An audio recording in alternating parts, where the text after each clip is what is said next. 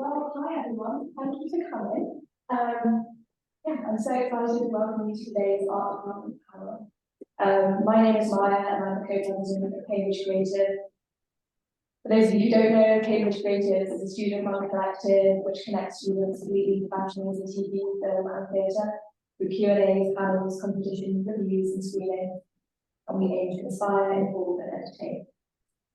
So today I'll be handing over to four very special guests who will guide you through the intricacies of the art department. Each of them will spend some time diving into their roles on projects that they've worked on, and then we'll spend some time at the end of the Q&A. So I'll let them all introduce themselves, but I'll preface by saying that unfortunately Jordana has COVID, but she's here online with us today over Zoom, so we're still here for the insights. I'll hand over to Angus to start introducing himself.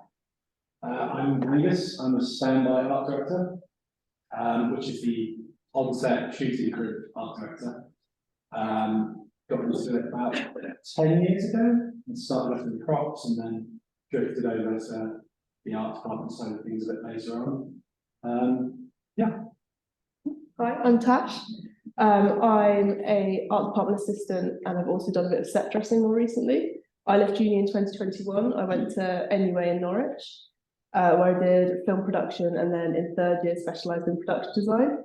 While I was at uni, I did a bit of running and also art department roles where they were unpaid but just experience while I was at uni. So here's me making a forest and a small shallow pool for a heavy metal music video, which is a bit strange. And yeah, in the last year I've been working as an art department assistant to try to find my way in the industry.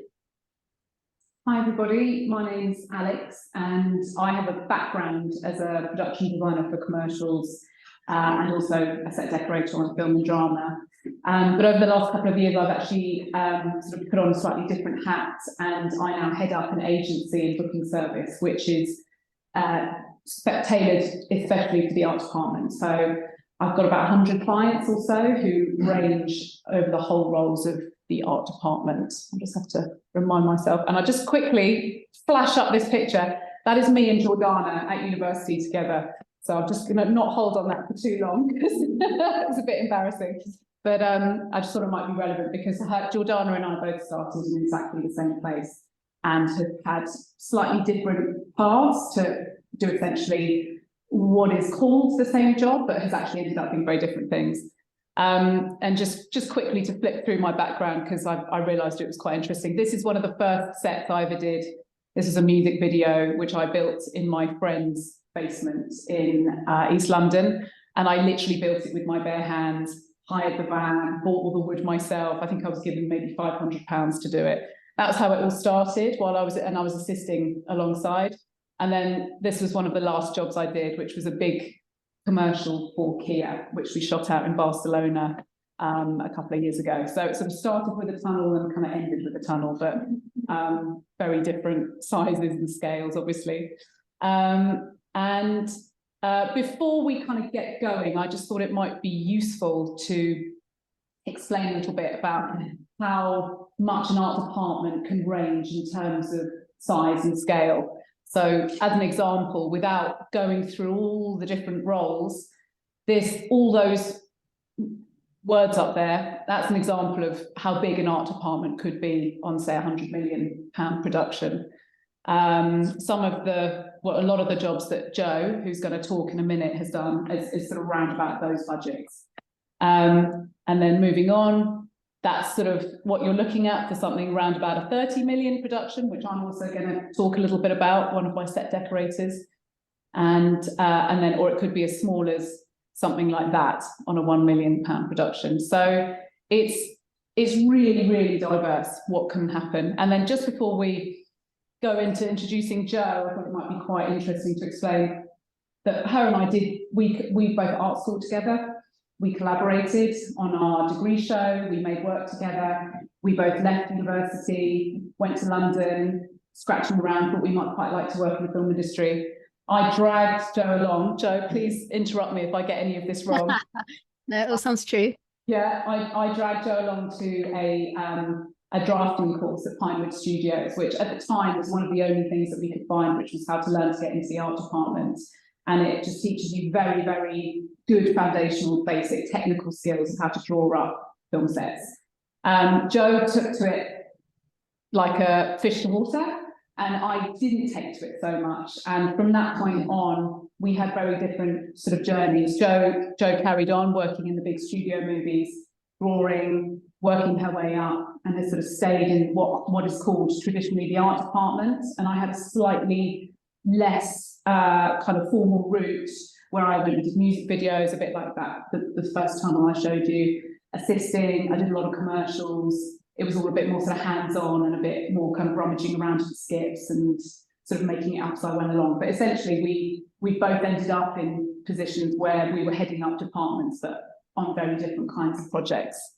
So I think now that maybe segues quite nicely over to Jo to explain a bit about her career. I think we've got. Hi, can you hear me? We can. Good. Hi, yeah, I'm Jo. I'm an art director. I've been art directing in feature films for about 10 years now. As Al mentioned, my background is a fine art degree, but I had done art, maths and physics at A-level, so I possibly should have gone to do something like architecture or design engineering or something, and that's what a lot of people that I work with have done. But there are lots of backgrounds. There are people with, you know, English literature degrees or that didn't go to uni. So there's lots of ways in.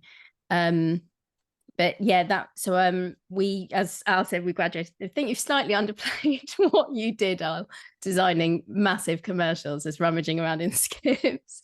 Wow. But yeah, Terry, the course that we did that was hand drafting, was sort of traditional drafting, was the beginning of a few short courses that I did after graduating. I did a few in sort of key CAD software that we now use to do all the 3D modeling and technical drawing, and just lots of banging on doors, wedging my foot in, doing lots of work experience as well, which eventually led to an art department assistant role on Casino Royale.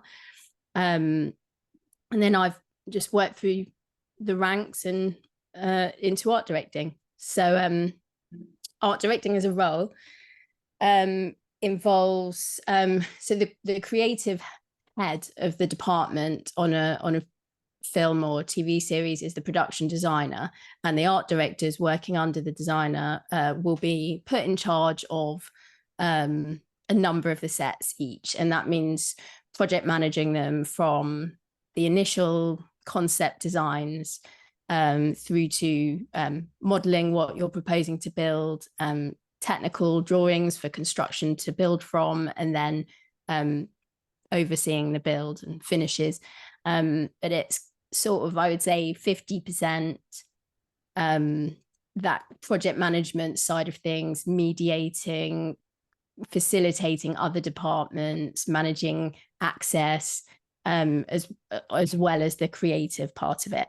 So there are a lot of concerns like what walls are going to float for camera, how are they going to light it, do choreography need the space taped out somewhere to practice if it's a musical like I'm working on at the moment. You've got to work with special effects perhaps, because things might articulate, there might be mechs that we need to clad or give tolerance for. You've got to deliver info to visual effects because they are extending or animating what you're building. And just really simple things about people that might need to get in the space at particular times. When's the floor going to go down because it has to be after nobody needs machinery in there, and so on. So yeah, it's sort of a lot of brokering things like that and facilitating as much as it is about art. Okay, should we start with the slides? This is Murder on the Orient Express, which I worked on about 5 years ago, and this is not a real train. This is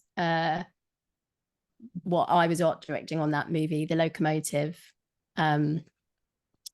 which we had to build. And then this isn't a real mountain either. And we put it on there and we crashed it. So this is my, not a great picture actually, my technical drawing of the overall locomotive. And then there were probably about 50 drawings of every bit of it, so that we could sort of painstakingly recreate a real steam engine. So I thought I'd put this in as a example of where sometimes we're asked to recreate something as opposed to sort of fantasy world building from imagination.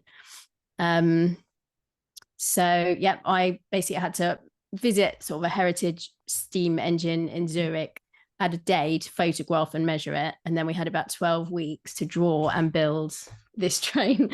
So here are the metal workers just made this, the initial like boiler shape, and here are some of the prop makers lifting on the. By the end of this movie, I was a massive train buff, and now I can't remember the name of these components, but here they are lifting those bits onto the top of it. Should we move on? And then here it's sort of nearly finished, and this is us having to lift it up onto that fake mountain that we built onto the viaduct, which I think you see on the next page here. There's some of the carriages, which actually a fellow art director of mine did the sort of passenger carriages that you see up there. And here's the train on the right. You might be able to sort of see that. So the large wheels were actually dressed on, so they're just for show. And inside, it actually ran on some smaller wheels that were hidden inside. This was a real example of a collaboration with special effects, who made a chassis that we dressed to look like a steam engine, but that's not how it actually moved. Obviously they also did a little miniature boiler inside that produced the steam out of the chimney, and they made us a functioning furnace in the driver's cabin as well, because that featured in the movie. And then this is fake snow that there's a company called is it called Snow Business, I think, who come and do fake snow. They have about 80 different kinds of fake snow. And then this is also on a rig that special effects made that tips it, because of course it's part of the story that it derails and crashes. So yeah, I think that's that. Then I've just put this in an example of where sometimes we need to match a location. So this is a real pub in a street in Waterloo. It's not called the Severed Arms, but that's our sign that we've put on. And we put it was a series set in the 60s. So we put these period cars outside and sort of painted over the road markings. And that's our frosted sort of graphics on the windows to make it look like etched glass. And we sort of did a survey. There's a lot of surveying involved in what we do. We did a survey of the walls and the windows and everything, so that then on the next slide you might see that we then behind those guys taking photos, you can see we've basically repeated those exterior walls on an interior on a stage at Leavesden, and built the pub that we wanted on the inside. So they shot at the location for the exterior on the stage for the interior, because obviously the real pub's interior was, really small. You can't float walls out for camera, and you definitely can't blow it up. So here's the interior set that we did at the studio. So that whole set, Joe, is a set build on the studio. That's all a build, yeah. Yeah. And then outside the opening doors, we had a scenic painting of like brickwork, so that if somebody could come in and out and it would match the street. Oh. So I think we need a trailer now. Oh, okay. We were talking about Overlord. I don't know if anybody's seen it, but in case not many people. We've got the Should we trailer. brace for the trailer?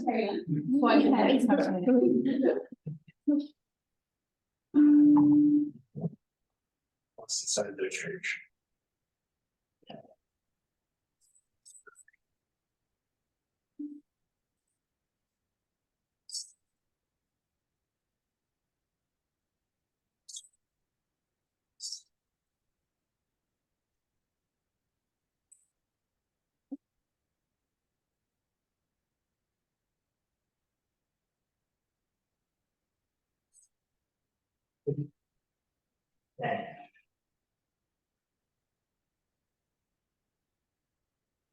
There is a review.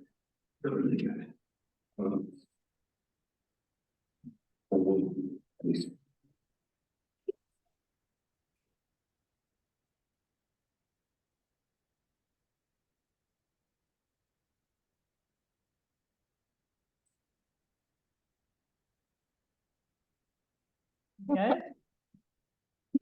So yeah, Oh, that's a Nazi zombie movie that I worked on about 4 years ago. That was a Bad Robot, directed by produced by J.J. Abrams. is that the right So slide? so it was set in the sort of towards the end of World War II, and we had to recreate a Normandy village that was sort of partially bombed and under German occupation, which you didn't see at all in the trailer. I'm sorry. So this is my drawing of the overall plan of the village, which we built on the backlot also at Leavesden. So I think this is a card model of the type that we often build in the art department to show what we're going to make. And then on the next slide, you've got like the beginnings of those buildings going up. So I just thought this was a good example of how, you know, it's all artificial. There's a bit of scaff behind facades usually. We did have one composite interior on this set, which is where you go inside and there is actually an inside as well. But most of it was outside. And here it is nearing completion. So all of those buildings, that's just ply flattage on scaff, and then this sort of stuff that looks like stonework or brickwork. It's just plaster sheets to create the effect, and then some amazing painters that we had on this job to sort of do all the aging and everything. Joe, do you that's a good explain about the green, about the roofs? Yeah, so that's where when you've run out of money or there's another reason why VFX is going to take over after a certain point, this is a good example of where we just give them a matte line, a bit of green screen or blue screen or something to build up from. So you'll see a bit later that we did do some bombed out buildings, but these roofs were damaged from the attack in the final shot, but we left that to VFX mostly. Yeah, so here's one that we did do, which I found this really satisfying. We had to look at lots of reference images, and it's harder than you'd think to sort of fake it and make the break lines look real and cracks look real. And I particularly like this bit where you can see where on the upper attic where the wallpaper terminates and where the attic would have been.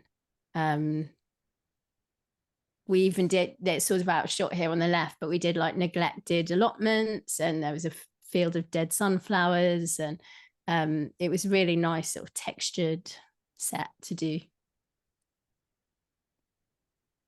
That's it, an earlier stage. And yeah, we also did, because it was quite big and it's outside, and there was topography, like we'd started off with diggers to create a hill and everything. We needed to put in some real drainage, and obviously for authenticity, it's like cobbled streets and stuff. So these are real flagstones that we did some drainage, and we put a grate at the bottom. and then we poured, we got a cement mixer and poured the cement around it, and just as it's going off, you use like a rubber stamp to fake cobbles basically on the floor. And then this other photo is just to show we worked with special effects because to hide squibs, which are like little explosive devices in these holes, and then plaster over them so that then when there's a sort of firing spree against this, they remotely trigger them and they blow and reveal the holes. And then this is Rogue One, which I art directed a set called Jeddah. The designer Neil Lamont wanted to sort of it was an interesting film because it's sort of a new generation Star Wars, but it's set just before, like days before A New Hope, and so the aesthetic needed to sit alongside the originals, and so it was interesting trying to do something new but in the vernacular, and just apply that well-known look to something fresh. So yeah, this is it, and that's my drawing for the city. And that's it. Oh, that's me on the as it's we're talking to a painter about something halfway through the build before we brought all the sand in. And they're just some shots of it finished as well. See, a lot, I'm sure we're going to talk about set decorating, but our sort of sister department is set decorating, and so we do like the architecture, and then anything like lights, drapes, furniture, action props, or all of these cables and dressing and stuff, they come in and they really make it live with that stuff. Yeah, we're going to go into the set decorating side of it in a bit, but that's great. Thank you, Jo. Thank you. Okay, we're now going to hand over to Tash to talk about some of the few roles that she's been doing since sort of graduating university. First of all, the art department assistant role, a crucial one. Yeah. So yeah, as Maya said, I've left uni the most recent, as you can probably guess, of the panel, and this is a great role to start in as you get to really understand every part of the department. The kind of role consists of working with and helping whoever needs it, mainly with the art director on set, and this is I did this from January to July last year, so it's a nice long steady job to start with in my first year of like properly getting into art department. So I'll watch a trailer and then I'll discuss what I did on there. Yeah, so this is the most recent season of ITV's Unforgotten, which premiered last week. 2 weeks ago, Yeah. So if you want to watch it, your parents probably do watch it.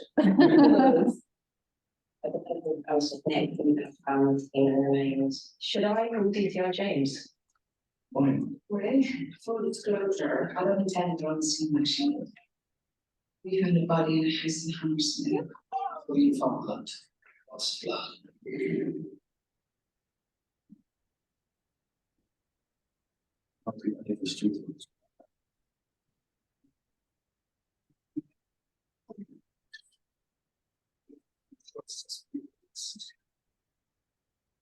The Return of Unforgotten, Monday 27th of February on ITV1 and ITVX. So yeah, as you can see, there were tons of locations on this shoot. The way Unforgotten works is there's loads of characters, you get introduced to them and you go and see where they live, and then they all link up and you find out who's, everyone's got a lead on who's murdered who, and you're trying to find out at the end. Everyone's guessing like, oh, it's this person, it's this person. So my job as art department assistant was to I had to know the script kind of off by heart, and we'd go to different locations and I'd have to measure it all up with the art director, and he'd make, as you saw with Jo's drawings, all the designs of each location. And this location here was like the key location where they found the first body in episode 1. So inside that chimney, which you also saw on the trailer, is where the dead body was found. And one of my jobs was to make this model, which is a great introduction into model making, to scale of how they were going to hide a human body inside a chimney, which is quite interesting. And I had to like measure up, and these are the different sizes and how we were going to fit this. It was a really short body, so it was like a 5'11" woman. So we had to pop her in there, and annoyingly, I couldn't screenshot a photo of what it looked like when they took off the chimney breast, but she's up there. Yeah, pretty fun. Was it a model of a dead body, or it was yeah, so there's a place at Shepperton where they make all the skeletons, and this woman that knew everything about skeletons came in and showed us how it was gonna fit in there and really get involved in the skeleton world. You become masters of Yeah. all sorts of random things for a very short amount of time in the art department. Yeah. And then so this is the murder board, which I had quite a lot of involvement in. Knowing the script, I did a big spreadsheet on which pictures would be in each scene, because they don't shoot in order. You have to know who's dead, who do they know who's died at each point, and I had to be kind of there like, okay, so she's died at this point, but on this day she's not going to be there. So we had to make sure this was always dressed ready for the standby guys to know what needs to come off the board and what needed to be on the board. And just like, I helped the graphic designer quite a lot on this, because we were split into two scenes, two sections of the shoot, and on the second shoot the graphic designer changed, and then there was just like a lot of graphics work, so I got to help out, which is really handy for my career to kind of like try another avenue. So this is just making bottle labels, and I think these are wine bottles for a restaurant, and then this is a vodka bottle for a Tory MP who got drunk. And it's quite common, isn't it, for a show like this of a certain sort of scale and budget, that the art department assistant has to do lots and lots of different roles, in contrast to the sort of shows that Joe worked on, where it really is just about drawing, model making. You become much more specialised in a slightly smaller area, and you've done a bit of graphics, you've done a bit of model making, a bit of drawing. You're kind of there to help everyone, help the standbys. Yeah, whatever anyone needs. Yeah, there. exactly. That's sort of cool. Very, very important role. Yeah. Art departments couldn't get by without the assistants. Yeah, running about whatever they need. So this was on Heartstopper, which I helped out on for a few weeks back in October, November time. And they hadn't had an art department assistant, and the point that I was called in, they were just inundated with like admin mainly. So I kind of went in there and helped out, like sort out their Dropbox, make sure everything was, just make sure they could run as best as they could. So as you were saying, like without the art department assistant, they found it just more difficult to like run their department. So I came in and just kind of helped where I could. And one of the ways I helped was, this is just a science poster from the girls' school, I think it's called Higgs.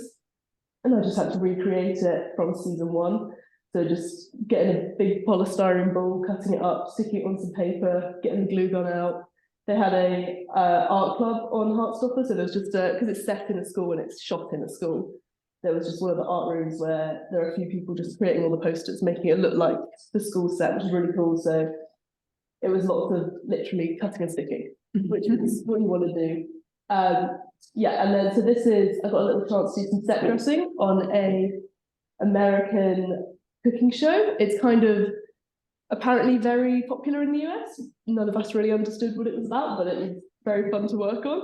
And why were they shooting it over here? Is it for our locations? 20th anniversary, and it was Top Chef Around the World, except the around the world was London and Paris.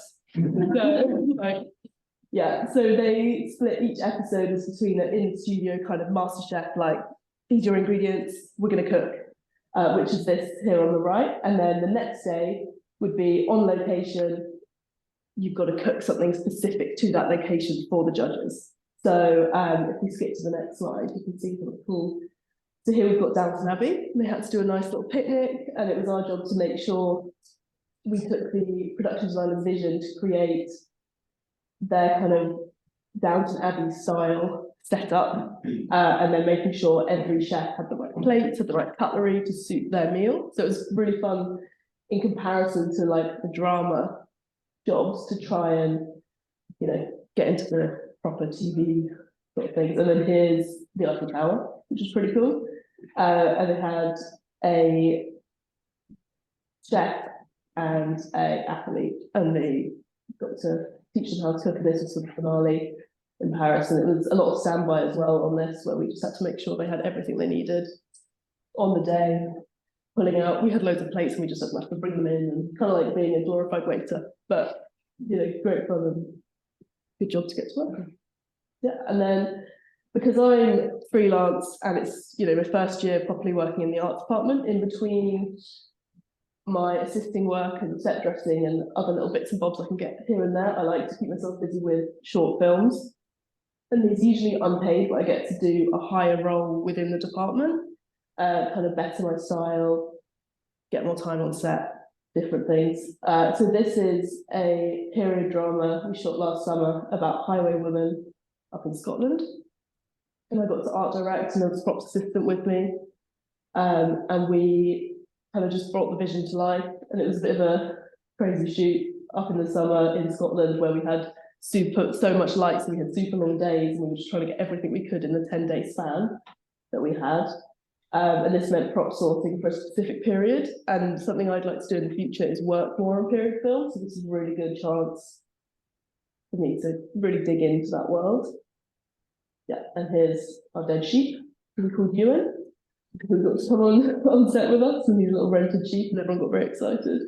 But we had to make sure he had maggots in his eyes, so I got to go to Pets at Home the day before, and that was really nice. But yeah, this is a great shoot. And then my next slide is my most recent one. We're doing a entry to Straight 8, which is a competition for Cannes, and it's everything's got to be shot on Super 8. So last Monday we shot film about. And the thing about this is you can't edit it. You've got to be totally sure of every single shot that you make, because it's not digitally done. You have to know exactly. There's no going back. And the quite fun thing about it is you submit your film having never seen it yourself. So Yeah. they then develop it. No idea. So it's all a bit of a gamble. They're really fun films. Yeah, we had the timer out for every shot, practice it all digital. We were like, okay, here we go, 3 seconds, come on. And yeah, but we got to make the lobster head. So again, getting to create props as well as, you know, art directing and getting to try everything is really, really handy. That's kind of what I'm up to. Yeah. So now we're going to Alex, and she's going to be talking about one of her clients who's doing that. Yeah.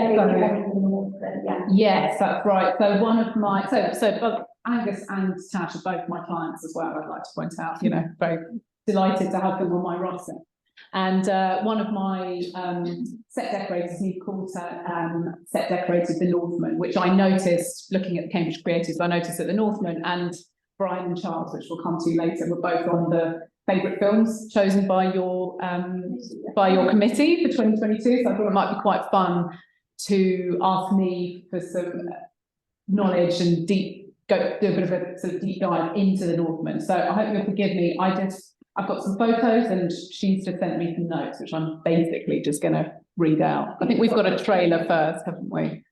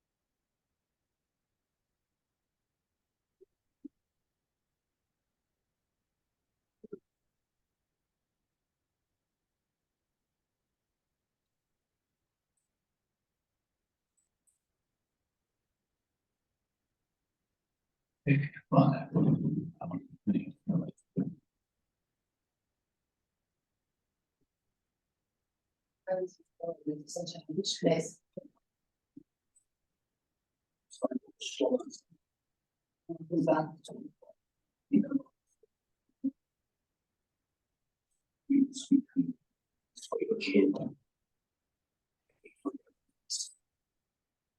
Thanks, thanks, both.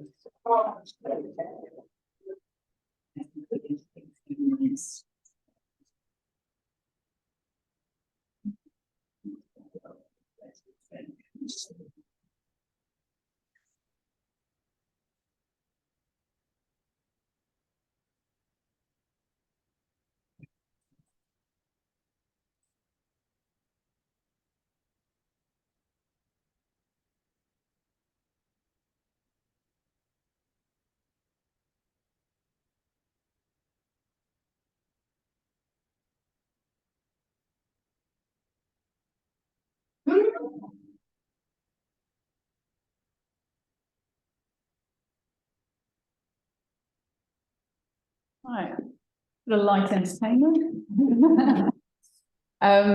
So yeah, so The Northman, directed by Robert Eggers.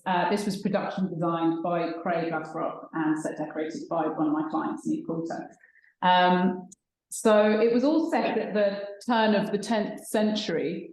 And so what have we got first? Yeah, so the photo top left, that's Neve in her office.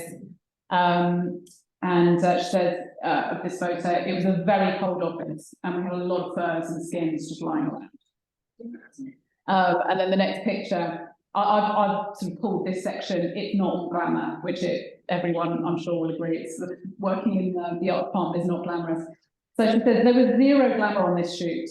It was the hardest shoot I've ever done. Any job that is predominantly location-based is difficult, but this one was the worst yet. Made worse by COVID pushing our shoot. So our spring-summer shoot actually became an autumn-winter one, all in Northern Ireland. I needed 2 full sets of wet weather gear every day.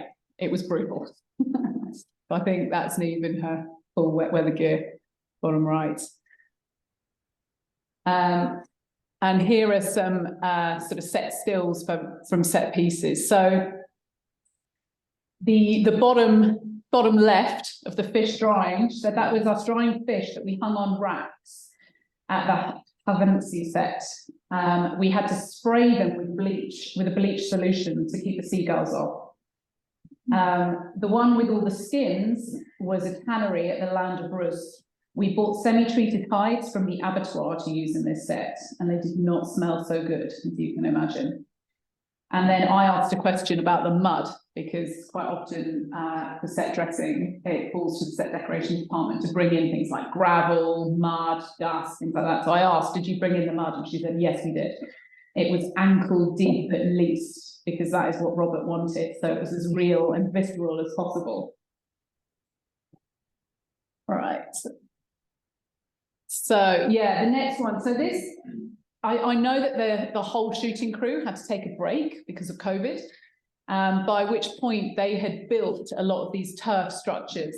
And over this break, while the shooting crew stood down, the turf actually took root and grew, so that when they came back, the whole thing had sort of evolved a little bit. So I was asking about the Greens department, which is another department that collaborates a lot with set deck and is, you know, does everything that you might think was, you know, to do with greenery, plants, flowers, etc. She said the green team were fantastic and so creative, as well as utterly relentless and so hardworking. Through our COVID break, they were up there twice a week watering the turf houses. And when we came back, it was running repairs and rebuilding, where the houses had grown so much, the weight load was actually affecting the structures. I've never seen a team work so hard in such awful conditions and keep smiling. Every set depended on them and they always delivered. So that's a shout out to the Greens team on the Northman. Right, these 3 pictures I grouped together because it's just quite a nice example to show the level of detail and layering that goes on within set deck. It's almost nothing is unthought through and thought about in huge amounts of detail, often starting with a lot of research. So here it says, in the tomb of the warrior king, we needed to factor in a lot of elements that were based on research and archaeological finds.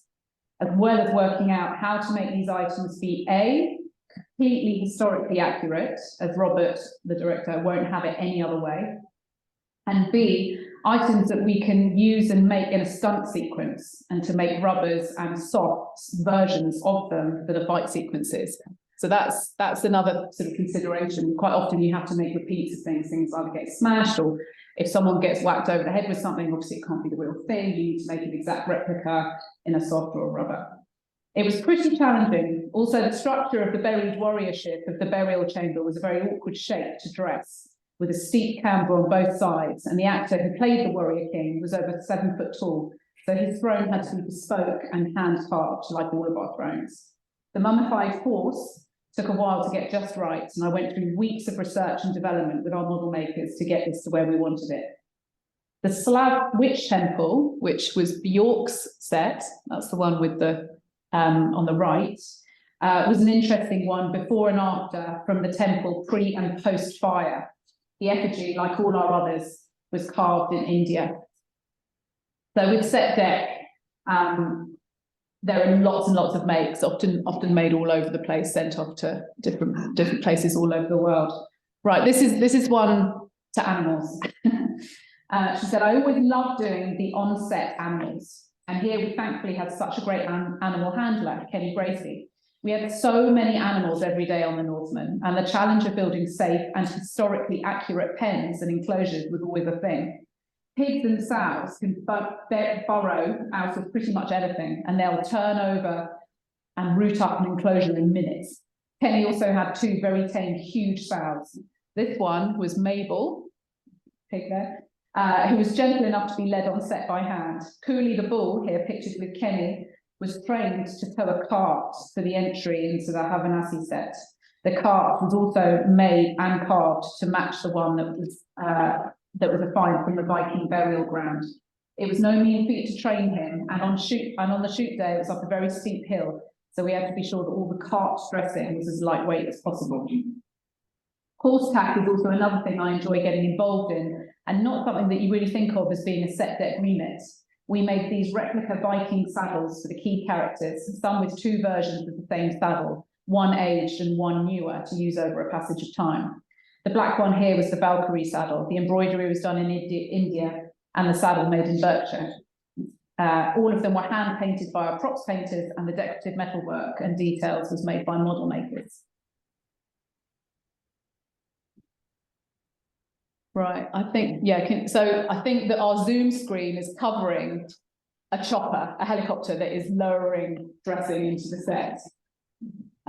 So this is about dressing on location. So always an art department issue. So many of the Northman actions were in crazy off-road locations.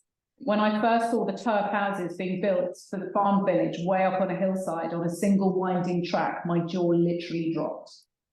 Here pictured in the Mourne Mountains for the Knacktra game. Sorry about my Viking pronunciation of the thing. This location was so far off the beaten track that when we reckoned it first, we travelled in the back of a tractor trailer from the nearest hard standing for 30 minutes and then walked across a bog for another 20 minutes to reach it. Loading in to build the camp to shoot was a labour-intensive nightmare. Despite the total remoteness of this location, we returned on the second day to the tent to find that someone had been sleeping in the tent. The next day, we discovered the hard way that the locals called this location Windy Gap, as the camp had all but blown away overnight and the main beam of the 30-foot tent had snapped like a twig. So, yeah, pretty challenging. Right, and then this one, this is to talk about the craftspeople that set decorators often have to employ and collaborate with. So she said, we made pretty much all of the furniture for the Northman. We made lots of carts, tables, benches, thrones, wooden barrels, and various pieces in India, from the images and drawings taken from finds in Viking tombs. The tents for all the camps were made by a fantastic guy in Poland who does reenactments in Eastern Europe. He also made us benches and some tables. We had a local carver in Northern Ireland who did a lot of carving for us, and our in-house furniture maker made us some beautiful pieces, all on the right references. And yet we built all the boats. So I don't know if you've if you've seen the film, they have actual Viking ships, which were practical and made especially for the film. These were made in the Czech Republic. The hand-woven pieces and looms were made by a traditional weaver that we found locally, again, based on fragments of textile from Viking finds. And we brought the weaver herself to set a few times to teach the background extras and also to show Nicole Kidman how to use the hand loom. And so I think that's more of that. So yeah, I think a lot of research was sort of based on one or two pieces that they find, and then everything kind of moves out from there. And this is examples again of these. All of these were handmade, made especially for the film. And the loom. Weapons is also a big thing, also made especially for the film. So yeah, it's talking about hand props now, or hero props as the terminology is. An essential part of our jobs that gives the actors comfort and helps with their character building. Again, here, all based on correct references and finds from Viking times. Some items are available from Viking societies and reenactor groups, but most we had carved and made from scratch, from bone combs to metal cooking pots, to shields and weapons made by local blacksmiths. There are some amazing historical glassblowers in Eastern Europe who made wonderful things for us based on original designs. And we have a team of local potters who made us lamps and pots and all manner of kitchen and dining paraphernalia. And here, that's just some more examples of hand props and hero props. And then last of all, this is quite a nice segue over to Angus. So what on a film, it doesn't matter how much work has been done by the set deck team, make a hand prop, or the art department assistant to painstakingly make some graphics, or the art director have done these huge builds. At the end of the day, nothing works unless the standby art director is on set and makes sure that everyone has the right thing at the right time to make sure it ends up on camera. So that this picture here where you can see Zone A on the table, that is quite a classic example of where there is an area set up with the hero props, and that table would be guarded like nothing else, because if when you come to shoot something, a hero prop is missing, it's bad news, isn't it? Yeah. Yeah. And on that note, I'm going to hand over to standby art director Angus. Yeah, so that's probably the biggest part of my role, is making sure that doesn't happen. But it can do. But yeah, it's anything on the shoot day with the shooting crew is when, Alex or Joe would hand over to me, and I would be their representative, their surrogate on set with the director and the director of photography, and we work together to frame what's dressed for us already. We'll have been involved in pre-production, so we'll know exactly what the designer, the art director want. We'll know the palette, we'll know their designs. And so day by day, we can make sure that what they want is represented and kind of be a bridge between that. Yeah, those two worlds. the ambassador. Yeah. That was quite a good word. The Right, ambassador for the art exactly. department. It's not commonly called that, but I like it. Yeah. And Angus worked on Brian and Charles, which is another beautiful film that I think we've got a trailer for.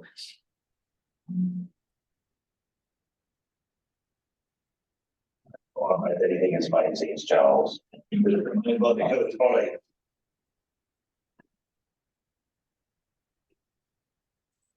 Right. This is why conventions pantry is actually the house. I was very low. That's when I just started making stuff. Any idea I was just made that I go back to find the people whenever anyone is on the time and go in the air and I'll be there. It ain't always work. And the stuff I build is for everyone. I'm impressed. Thanks to my new project, building a rubber. It looks too bad, does it? I wonder what he'll do when I turn him on. You want me to give you a name? Tony?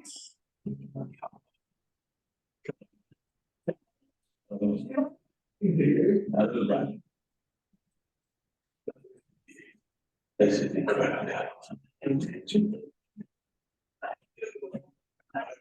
It's by his job. My body goes and my name is watching the team. He's going to people. I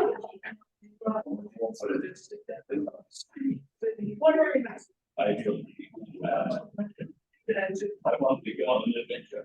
Everything is lovely. It's not all lovely. It's a big old world out there. A big perilous world. And I go.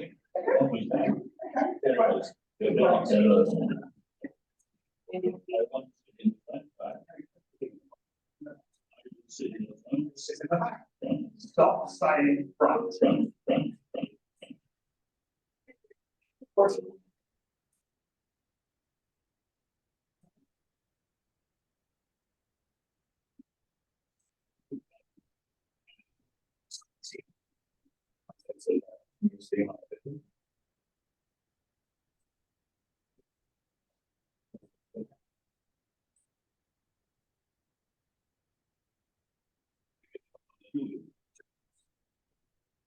Like the wire, ruler skirt.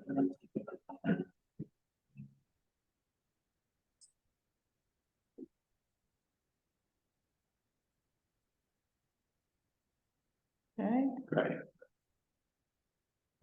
right. Cool. So yeah, if anyone who hasn't seen it, it's about a man and a big robot that he's built. So that was the vibe. It's very scrappy, slapdash. We could make it feel like a man who was quite strange had made these things in the shed, so it's perfect for us to chuck stuff together. So yeah, the sort of general overview of the role, as I've said, you know, we're representatives, sort of diplomats as well. There's a fair bit of politics involved and a social dimension, it being a kind of bridge between our bosses in the art department and also people like the director of photography that have their own vision and agenda as well. Obviously, this is all hashed out in pre-production, but often there needs to be on set that coordination as well. A lot of problem solving. Exactly, problem solving and politics in between departments, and a social dimension as well, being good with the other departments, you know, having a good relationship with costume, with makeup, with the DOP, special effects, everyone we've mentioned. So that's a big part of it. Continuity is a big part of it. Didn't you have an issue with the candy floss that was thrown at you at the last minute for continuity? Right, yeah, so that's the kind of thing that will be asked to resolve. So in the script, it's candy floss, but then 2 pages of dialogue. We're going to be on it for 2 nights. No one had thought about the fact it's going to dissolve really quickly in the rain, so you're constantly making candy floss.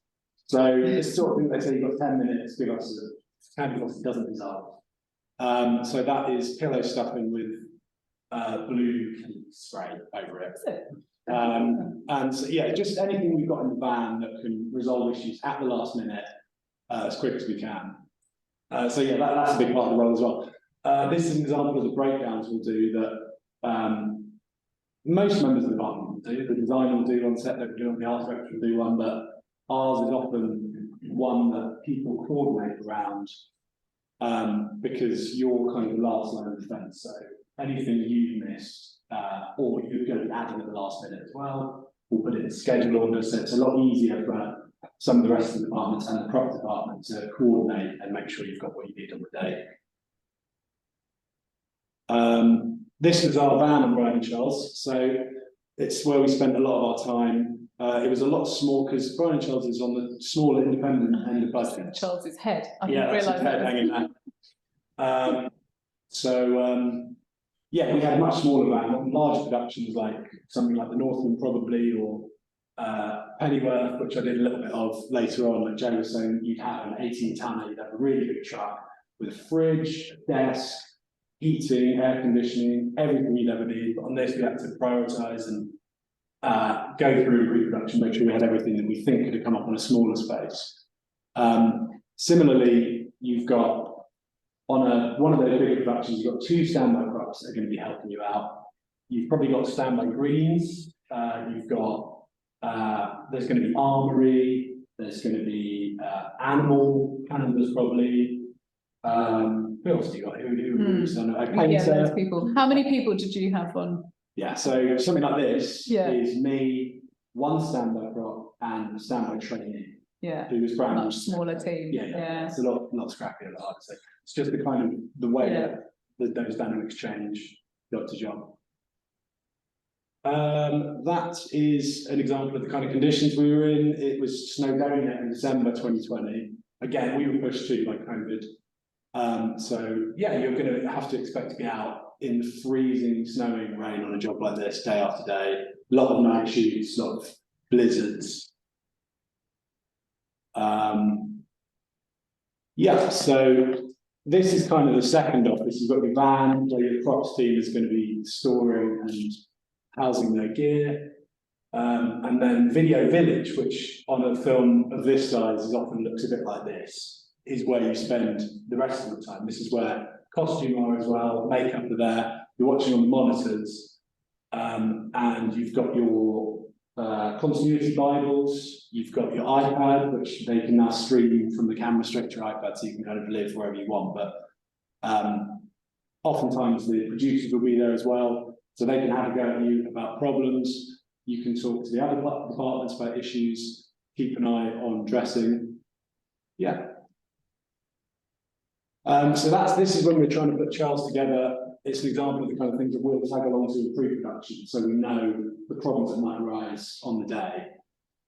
So all the stuff with Charles in cars, we had to make sure that he could fit. So obviously that needed to change, that situation. That's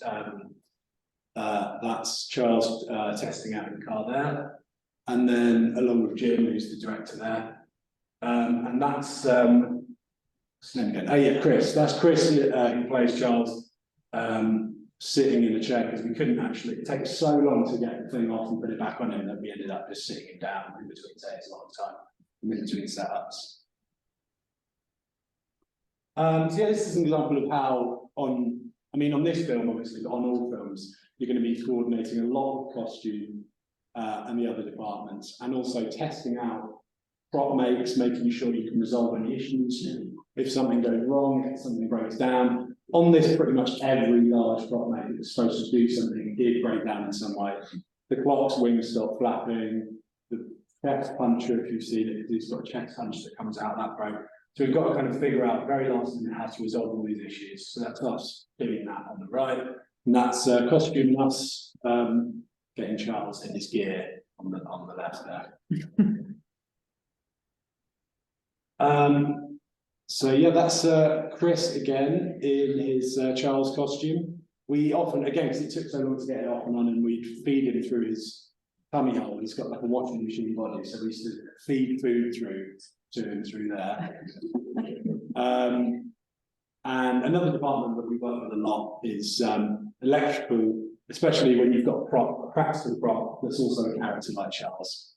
So there's Helio, who was our electrician, our gaffer, our primary electrician, sneaking into Charles to have a go at his eye light that you can see working in there. So again, there are elements of props and sets that you're going to be working very closely with electrical, with camera, riggers, other jobs like that.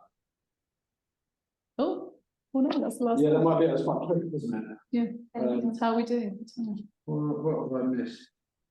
That was pretty much it. I mean, I guess one thing that I might have said before in terms of what we would do on a day-to-day basis is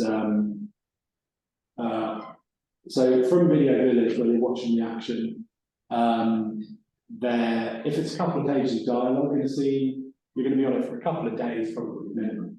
So one of your primary jobs is to make sure that everything stays exactly the same throughout it. We come in the morning and the director or the first assistant director says, let's go from this line, we want to pick up from here. You need to know exactly where the cigarette was that the character was smoking, where are their drinks, who's put what where. People have been in at night, probably, the dresses might have messed with something. There's going to be issues that need to just be on the ball constantly and never really switch off. So that's a big part of the job too. Cool. Brilliant. Okay, well, we're going to open up to questions then from the audience. Any sort of thing you have, whether it's about the project that we'll be speaking about or about how to get into art department, yeah, think about it. Yeah. How often you actually stick to the budget side of this design, and what happens? So sorry, I didn't catch all of that. So it was how often do you actually stick to the budget and set aside the art department, and what happens if you do? Well, Joe Finkel, please feel free to jump in at any moment. I mean, so if a good production designer, set decorator, anyone who's dealing with their budget, will, I guess I think it's quite unlikely that anyone ever comes massively under budget, right? So there's always more you can do. There's always, our job is actually never done, really. I would say that obviously the more experienced you are, the more you know how far you can make your budget run. But the important thing is to just be totally transparent all the way through the entire process. So in that case, it's always a back and forth between production. They might have given you a figure which just simply isn't going to work for the task ahead of you. So you have to be creative. Things change. There are problems. I think it's just always a sort of work in progress. It's very, and it also totally depends on what kind of job you're doing. I mean, you know, short films and music videos, there's often no money whatsoever. So you're kind of, you know, doing whatever you can. And even on the biggest shows, it's always a juggle. So yeah, it's quite a difficult one to answer. But yeah, go on, Joe. I would say that's a good point to mention, that on large scale projects, like I, for example, am completely protected from budget concerns as an art director. On a big film, there's another role that we haven't talked about really, which is there's the production designers, the creative head, and then you have the supervising art director, who is like the managing head of the department. And they crew up, they run the labor flow, the budget and the schedule for the art department, and sort of do that to allow the designer to just design. So that's the person, along with the construction manager on a big budget feature film, who is looking after the budget. Yeah, so yeah, I'd say it entirely varies according to how big the job is, how little or how much money you've got. But it changes all the time. It's evolving, I would say. I don't know if that answers your question. Brilliant. Any more questions? Yeah. Hi. What happens to wet pieces and props after the shoot, and have you kept anything as a memento? Wants to do that one up? I can try and answer that. So again, it totally depends. Unfortunately, there is historically there has been quite a lot of waste, but people are now looking at that. There's committees set up, there's organisations set up to try and reuse things. Yeah, in terms of prop makes and things like that are done, quite often things will be offered up to a prop house, because you know, even if it's done for that particular job, it may well be useful to someone else on a future film. Definitely on jobs that I've done in the past, if I've sort of had a run of things made, or if I've purchased a lot of things, I've sort of thought, God, these are really useful things. I'd love to know that they're around for me to use another time. So I might then go to a prop house and say, you know, would you like to buy these off us? Would you like them? So I sort of know where they are in the future.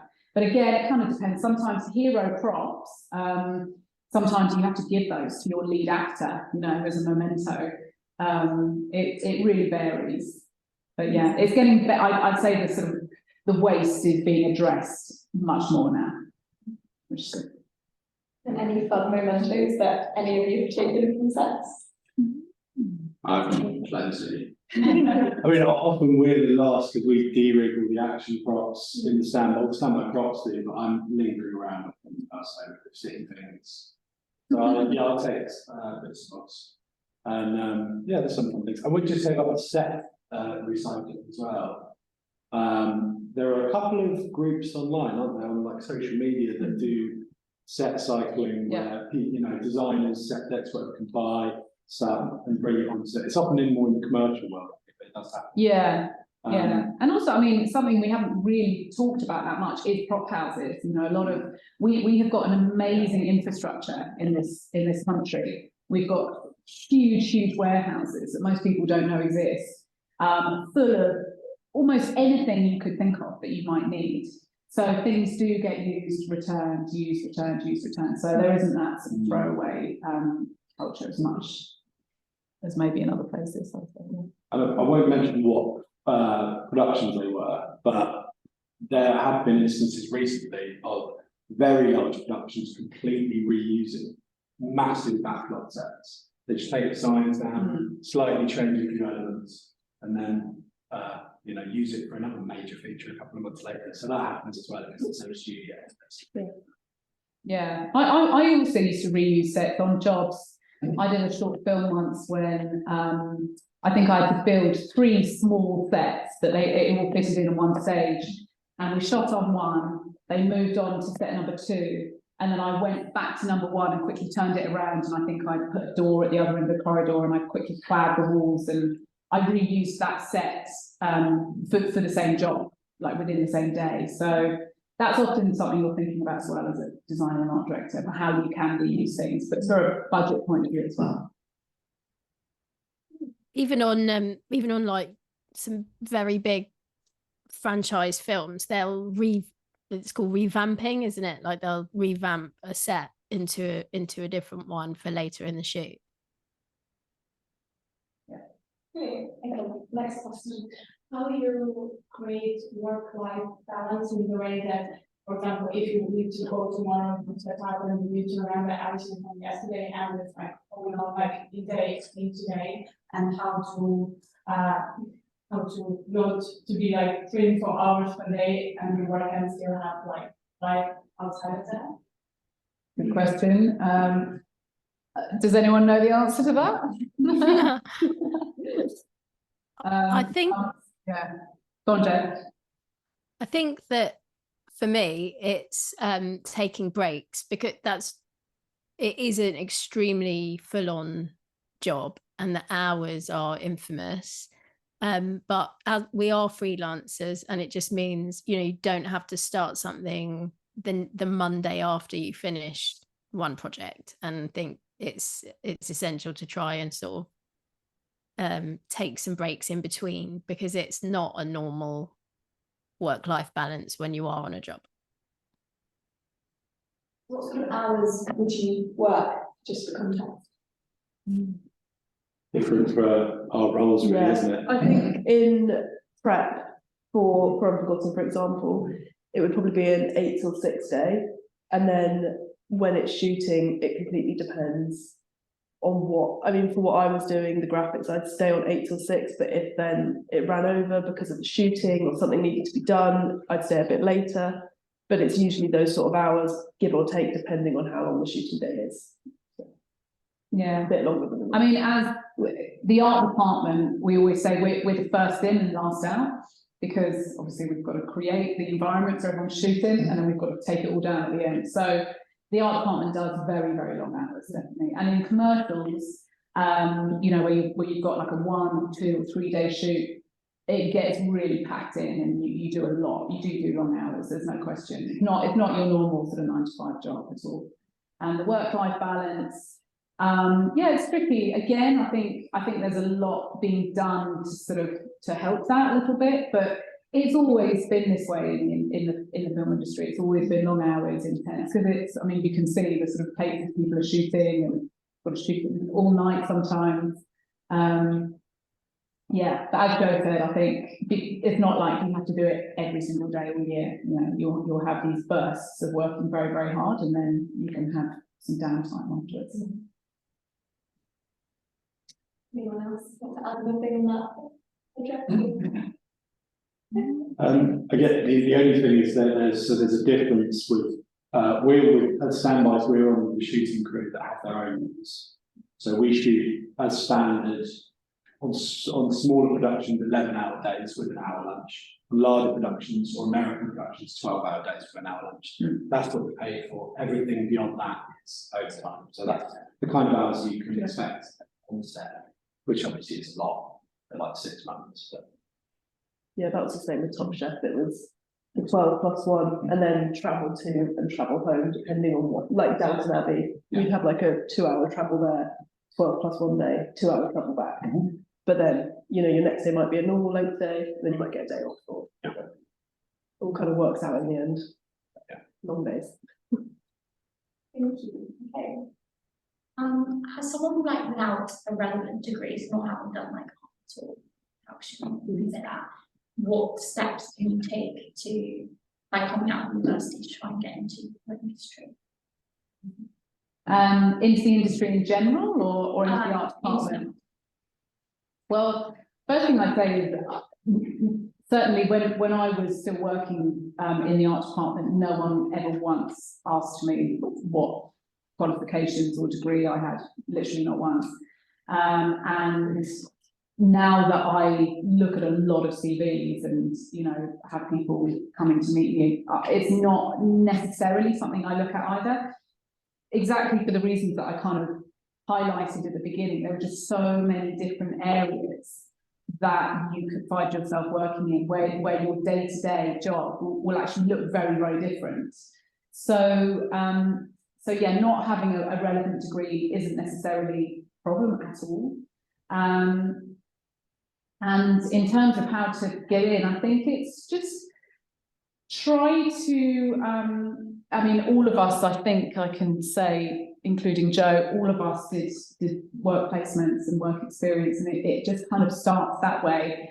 But I think if you can manage that way to start off, it's good because you just get a feel for maybe where you fit, because all of us work in very different areas, even in different sectors, but all under what is called the art department. So I think a good place to start is just to look at shows that you think you might like to work on, and then kind of do your sort of research backwards. See, right, okay, who was the designer on that? How might I get in touch with them? I mean, there is still a lot of cold calling that has to happen in this industry. There isn't really a sort of a clear route, but yeah, there's no right or wrong way of getting in.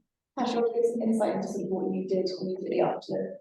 Yeah, so obviously I did do a production course, but that getting that experience on set, and even not in the art department, I started running, just made, like, I understood how the set run, which was really helpful. And getting into the industry, just being around people doing the same thing, means you could talk to people, make contacts, and kind of be like, oh, how did you do your role? How did you get up and, you know, get as much experience as you can? I ended up doing a bit of COVID supervising while it was thing, and just anything I could, I'd take. A lot, what helped me most and why I got some of my initial jobs was just being able to drive. Someone was like, can you take this to here? You know, you don't need to know how to do anything if you're just picking up a table and taking it somewhere. So that was a really good way of just getting in and helping out, being as useful as I possibly could to as many people as possible. I think was the best thing. And then I was like, I want to do art department, and just started going into that.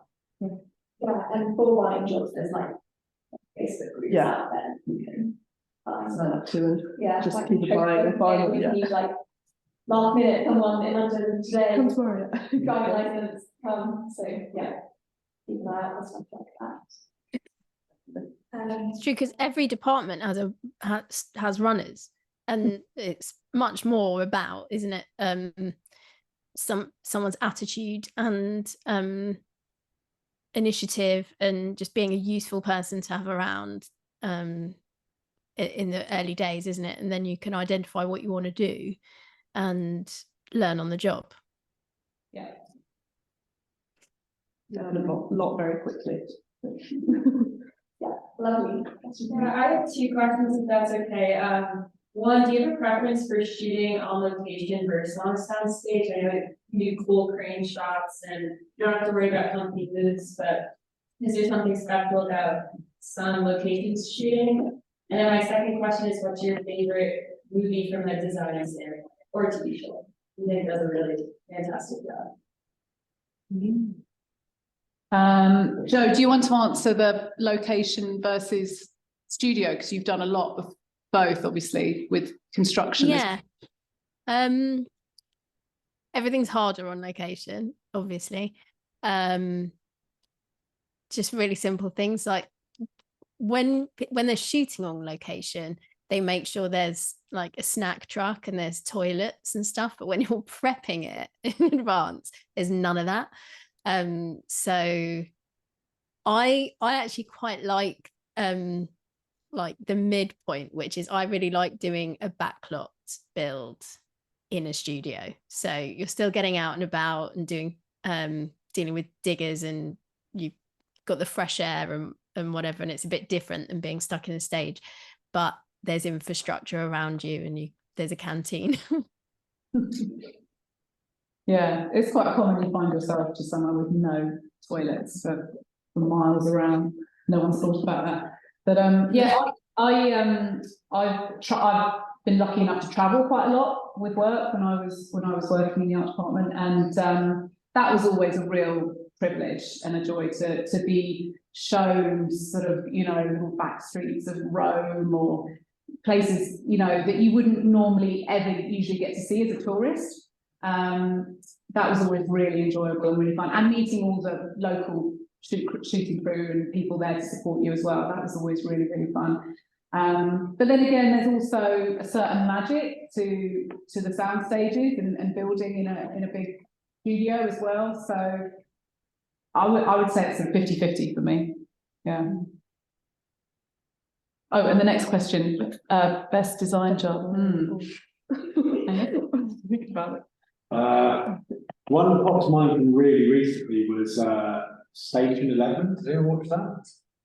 The TV show, it's an American TV show, but that was amazing, absolutely amazing looking, and you know, it's the kind of thing that I wish I could do as a standby. Yeah, that was great.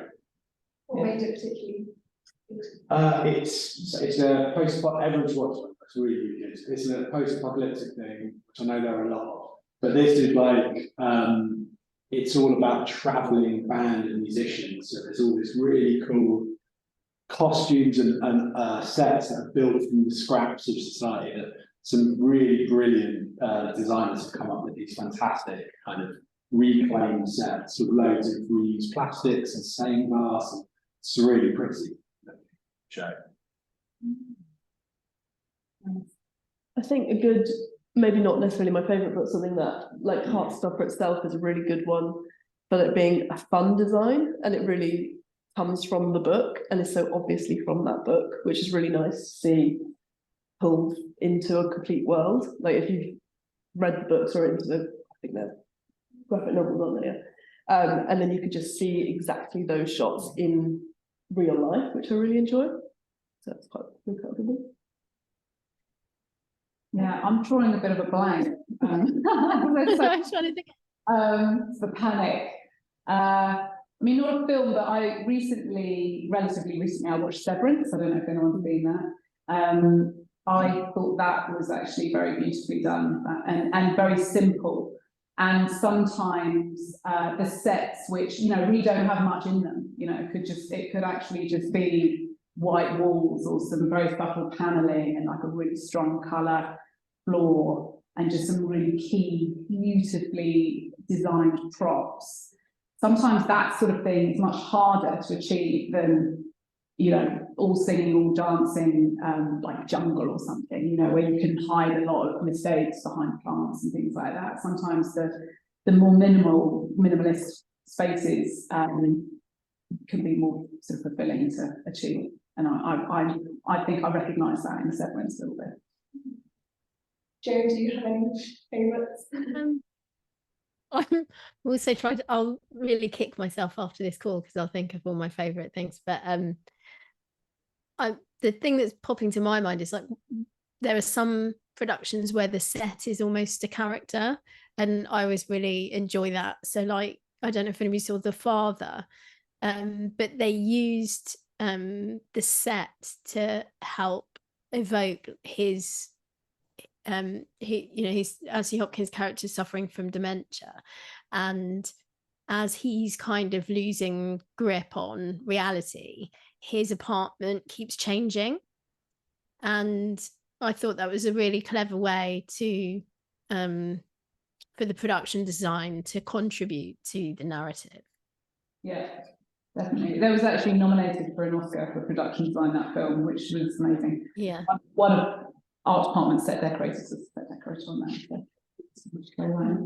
But yeah, no, that is a beautiful film. Just like Joe said, it utterly elevates the narrative and helps tell the story in a very elegant way.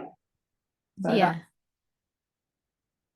Brilliant. I think we have time for one more question.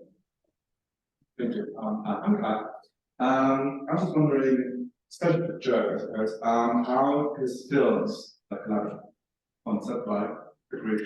So how, as art director, how do you handle the kind of balance between delegating and collaborating with people? Because I suppose you have a vision and that will have to align with the director, and then you're building this as yourself, you need to tell someone else to do it for you.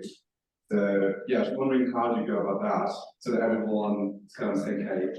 And then furthermore, to follow up on that, has it ever happened that you came up with something, you dropped the plan, everything was fine, and then it's just, you see the finished problem, the finished set just didn't really look the way you expected it to, and what do you do then? I didn't quite catch the second bit. well, what do you do when it all goes wrong and it might turn out how you wanted it to? Okay, so first of all, in terms of delegating, there's really quite sort of defined roles, but everything comes from the script. So I think, you know, like I said before, obviously we want it to look beautiful and we have a vision for the aesthetic, but ultimately as a department, as all the departments on the film are, we're all like facilitating the director's vision and the script and the filming unit.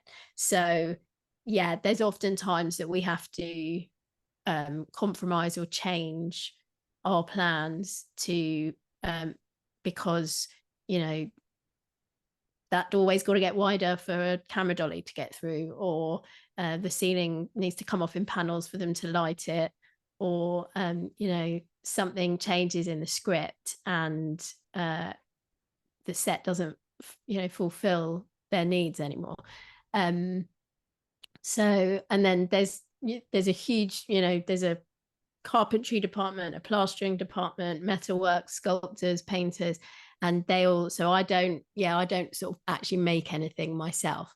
And I often these days don't get to draw lots of it myself. I'll draw the plans and elevations, which is like the overall drawing of the set. And then I need to delegate to draftsmen and junior draftsmen to draw the details. So yeah, it can get quite clubby, like you're having to sort of manage people drawing for you, and then that phases into managing people building for you. There's always stuff that goes wrong, and I find sometimes it's your fault and sometimes it's somebody else's fault and sometimes it's a combination. I think you've just always got to not focus on whose fault it is and move forwards together to a better place. And even, you know, when it's somebody else's fault, you've always got to be really gracious, because next week it might be your fault, and you want them to be nice about it. Yeah, and I think to add to that, I think you were asking, how do you sort of deal with the disappointment if something hasn't quite worked out how you thought it would. I think it's really important to remember that it is ultimately a completely collaborative process. And sometimes we used to say sometimes that, you know, art department will do their bit, the set's there, the shooting crew come in, and then actually it's not your party anymore. It's over to someone else. You know, they've got to use it. It's got to be used for the purpose that it was made for. So you kind of have to sort of park your ego and your you have to, you know, give up your baby sometimes and let it get trashed or let it get blown up or whatever it is, which can be and sometimes you've worked so hard and so much has gone into elements which don't get shot. They just don't end up on screen, or they don't end up in the edit. And yeah, you just have to enjoy the process. Accept that. Yeah, that has to fulfill you, I think.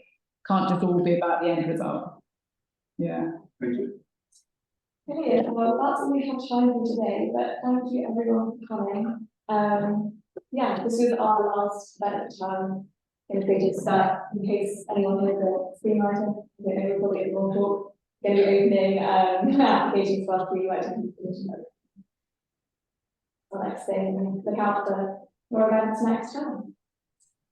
And thank you for all of our people.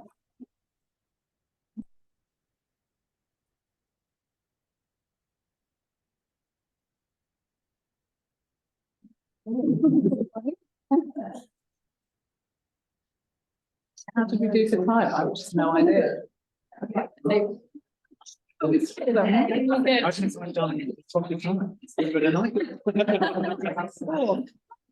Thank you so much, Joe. That was really brilliant. I don't know if you can hear. Yeah. Thanks for having me. That went really well. I don't know what it was like from your perspective, but